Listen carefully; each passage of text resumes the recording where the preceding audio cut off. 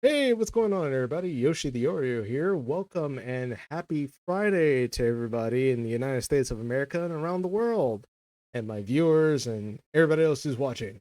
So, a couple of hours ago, I left a post on my channel saying that I had a pretty funny story to tell you guys after I get through a dialysis, and let me tell you, it's a pretty funny story. Now, before we begin, I want to go ahead and say this real quick. Black people, do not get your panties tied up into a bunch with what I'm about to say here, because honestly, this is an example of what I mean when it comes to the brainwashing in the black community and how present and how infectious it really is. So, I'm going to my dialysis center every Monday, Wednesday, and Fridays, right? So I'm going to my dialysis center. I go in, I take my seat. Uh, One with the nurse, she comes by. She asked me a couple of questions here and there and all this stuff before we actually get ready, take my blood pressure and stuff like that. We had a little joke here and there. And we started talking. And, she, before we actually do my dialysis, they always hand me my medication. And she was like, go ahead and take your medication before we begin. I said, well, I can't take my medication now because it was another nurse. She said, um, don't take your medication before dialysis because the machine actually like siphons all that medication out, and then your body doesn't really receive any of that. And I wasn't entirely too aware of that, so I let her know that. I said, hey, they told me not to do that because dialysis can't actually mess up the medication because it actually siphons medication out of your body. So they told me not to do that. And she ends up having a little fit. Almost, oh, that's not true. That's not true. You could take that medication anytime you want. It is never under no circumstances. Matter of fact, you can Google it if you really want. And I was like, wait, what do you mean? What do you mean Google it? Shouldn't you actually know what the hell you're talking about? Like, you're the trained medical professional here. And she's like, no, no, just Google it. Like, you're a smart man. You do computers and stuff. And this is kind of like the same thing. And I'm like, no, no, no, it is not. Like, there's a difference between fixing people, fixing computers. Those are not the same thing. I don't know why you're saying they're the same thing. But at that time, I didn't look it up. But after everything like kind of settled down, because it gets a little bit crazier later on, I decided to entertain the idea. I said, let me just look it up, just to be sure if she's right or not. Turns out she was dead ass wrong. So it turns out here it's something called drug dialability is quite literally a key factor. So in terms of medications such as antibiotics, blood pressure medications, and this stuff right here, it's more beneficial to take that medicine before the treatment. But the medication I was taking was something else other than that. So I have to take it after treatment. So after realizing this, it kind of rubbed me the wrong way, but at the same time, I kind of laughed it off because, like, again, I know and my enemies know black people are hella emotional. Right or wrong, as long as you say it as loud as possible with the attitude of a strong black independent woman, it don't make no difference. They're always right no matter what. So, I'm just kind of sitting there laughing it off. She's saying, Go it, you don't trust me for some reason. You don't trust me. And I was just sitting there laughing. And then all of a sudden she just immediately like pivots into, well, fine, listen to the white nurse. And I mean, the second she said that, the first thing that popped in my mind was this. It's the peasant who I saw leaving the city who disappeared into the crowd with Cusco in the back of his cart. He must have taken him back to his village, so if we find the village, we find him, and if we find him, we find Cusco. Oh yeah, it's all coming together. So this is where me and her like have like a little back and forth. And I'm sitting there explaining to her, like, ma'am, let me point out the contradictions what you just said not too long ago. Back then, before all this, you're like, well, you're a smart person, right? Okay, so Google it, you know this. You should know this. But at the same time, when I am smart and I am using my intellect, now keep in mind, at this point, I don't know. I'm just taking medical advice from medical professionals. So I'm just going by what the other nurse said, right? I'm going by what she said. So at this point, I'm like, unless everyone can be on the same page, I'm just going to do what she said.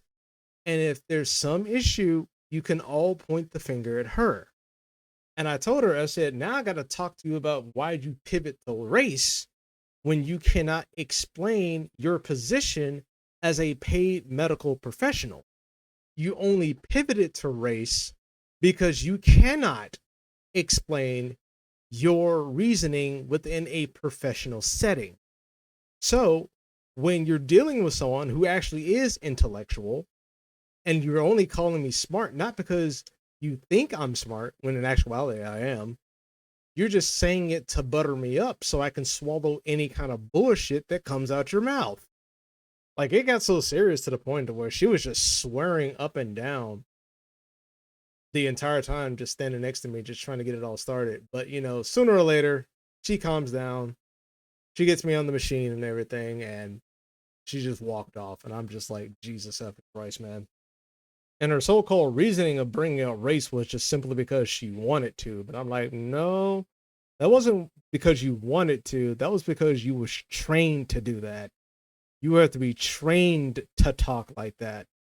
And when you look at this whole scenario, it exemplifies the biggest issue that we have within the black community, where you have a lot of black people who honestly act like that woman did. She thinks just because she's loud, she's correct. And because she's the loudest, she has to be right. Irregardless of the fact of what the computer says and what actual trained professionals say. Or people that actually give two shits and a solid fuck about their job because, well, unfortunately, the white one actually does care about her job. And this is what happens when you lower the standards and you just let anybody in. Now, I'll give her the benefit of the doubt. She actually has some years in her being in the medical profession. So I'll give her the benefit of the doubt. I don't think she's like a DEI hire or anything. And I think that was just a common mistake. She just didn't know. But the behavior is something we really have to stomp out of this community. We cannot have people like this within professional settings because the second you have a large or at least a significant amount of people that act and talk like that, that's when stereotypes around black people start to generate. Because when you analyze that conversation, when you really analyze that conversation, her whole spiel was just basically trying to look correct as opposed to being factually correct and justifying why she's a trained medical professional to begin with. But because she pivoted to race, she put the qualifications into the white only spot, and she took away her qualifications by saying because she is black, she is not qualified.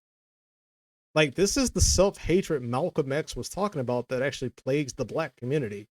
I've been trying to deal with it for quite some time, but it's hard to actually dismantle people who have been taught like this by the Democrats. Like, I forgot the name of the story, but it's the same thing with like the Emancipation Proclamation in the US when it was first forged.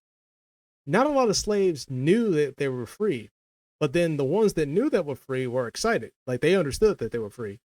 And when they went to tell the enslaved people, like, hey, we're free, we don't have to do this crap anymore, they couldn't believe it because they've been taught that this is their life and there's in no way, shape, or form we're going to get out of this.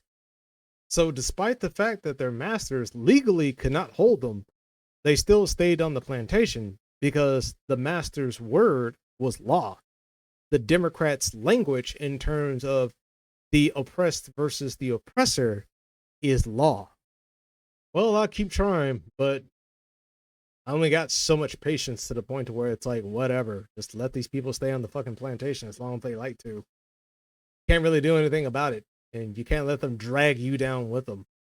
Also, I'd like to say, if this was me 5 years ago, I probably would have cussed her out because I had a really short temper back then. But after my political journey ever since 2020, honestly, I feel like I kind of grown. I've grown not only physically but also mentally and like mental maturity in terms of being able to like hold my ground and when someone like really goes at you like that. Well, that's it for this video, guys. Leave a like, subscribe, leave a comment, and until then, take care and be safe. And I'll catch you guys in the next video. God bless.